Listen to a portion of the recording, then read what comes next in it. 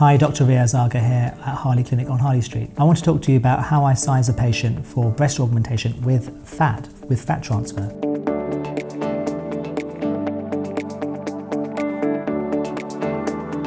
When you're looking at how much fat you need to place to actually get a particular size, part of that depends on how much fat they have available. I often have thin patients coming to me for fat transfer, so you're kind of limited in how much they have available. So often you're selecting multiple sites for fat harvest and then putting it all together and doing a fat transfer. You have to look at the recipient site, so where it's going, how much loose skin do they have, how much laxity do they have. You can only fit so much fat before it gets too tense. So you kind of get an idea of that in the examination and the measurements and the sizing. Now also, the sizing process itself, you can use these kinds of fillets, which I normally use for breast implants, and put them together in different combinations. There's 8 different kinds of fillets. You can have 80 different sizes. And you could say, okay, so what would make you happy is 300 cc's or 200 cc's. And therefore you need about 400 cc's of fat or 400 mils of fat to go in, because generally you lose about 40 to 50% of the fat ultimately. And what you've got at 3 months is what they'll keep forever. But that is of course subject to weight changes. If they go on extreme diets, if they become an ultra marathon runner,